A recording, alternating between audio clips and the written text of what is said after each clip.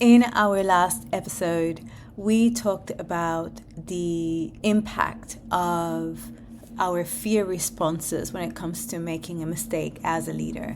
When you're managing people, you're responsible for results. It's absolutely normal to feel a little bit stressed and anxious about making mistakes. And one of the reasons that we talked about that we feel so scared of making mistakes is because we understand that there are consequences to our mistakes. So therefore, we don't consider that there's also actually an opportunity when we make a mistake, right? We don't look at it, we dismiss it, we only think about the consequences. We discussed the fact that there are 4 specific stress responses that will affect the way that you display your fear, which is number 1, you will fight. Number 2, flight is the second response. Number 3 is freeze. And for each one of these 4 responses, I gave you some examples and I gave you the task of studying yourself and considering how you specifically engage in those 4 types of responses. Right now, I want to go a little bit deeper into this conversation and I want to explain to you what it looks like after you understand, okay, this is the way I respond. This is my specific way of dealing with the situation. I want to give you some tools so that you can deal with those responses in a way that is effective to you. So the challenge is that when you are engaging in each one of these responses, you're not being your best self, right? You're not being the most amazing, supportive, engaging manager that you are. It's going to be difficult for yourself, but it's also going to be difficult for the people that are around you.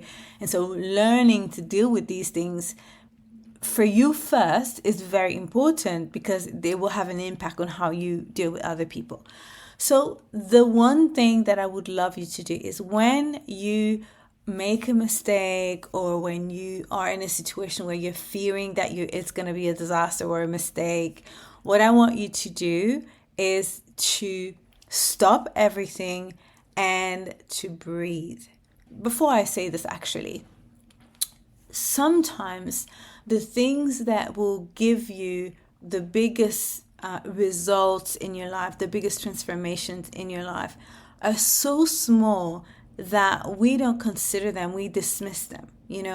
Something like breathing is so powerful, but because we're like, yeah, okay, I can breathe, yeah, whatever, we kind of dismiss it because we think that it's so simple.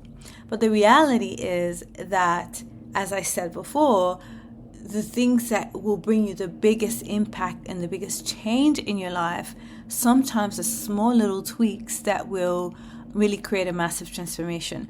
One of the most common examples that illustrates this is when a plane is flying towards a specific trajectory, if it moves 1 degree away from its core destination, it will land in a completely different part of the world, right? Just 1 degree of deviation will cause a completely different destination. And so what I'm suggesting to you is that you embrace those things that we're talking about, because I know the impact that it's going to have on your life.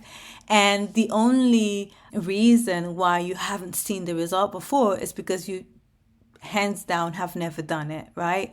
So give it an opportunity. So when you are feeling stressed, the first thing you need to do when you're feeling unsafe, the first thing you need to do is to bring yourself back to feeling safe. Coming back to the moment, coming back to the now, that is what is going to help you completely transform the way that you feel, the anxiety that you feel. The reason why you're anxious is because you're thinking about what will happen, right? The consequences of your mistake, the consequences of what could be. But the reality is that in your now, there isn't necessarily something that is threatening you. The reason why we don't feel safe is because we're scared of consequences, what will happen. But most of the time, that will happen is not what is happening right now. So When you're stressed, you bring yourself back to the right now moment and you breathe. You take really deep breaths, and it will regulate your system, and it will help you unplug your mind to the concern of what will happen. It will bring you back to the present moment. You cannot make rational decisions when you're triggered and when you're in your fear state.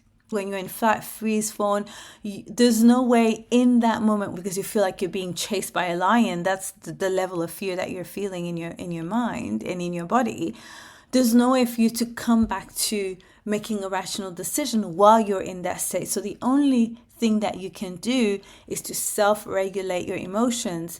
And the best and the most effective way to do this is by taking some deep breaths. Now, how many breaths? How many are needed for you to calm down? If you're in a work situation, if you're in your office, close the door and do this. If you don't have an office, go to the toilet and do this, right? But literally stand up or sit down, close your eyes, put your hands on your chest and breathe and breathe and breathe and breathe very slowly, very intentionally until you feel like you are safe. When you're done with this, then the next step is to ask yourself this one question. What is the one thing that I can control in this moment? Because what that question will do, what is the one thing that I can control in this moment? It will shift your mind from the problem, and it will bring it back to the possibility of what you could do instead of what hasn't happened yet, right?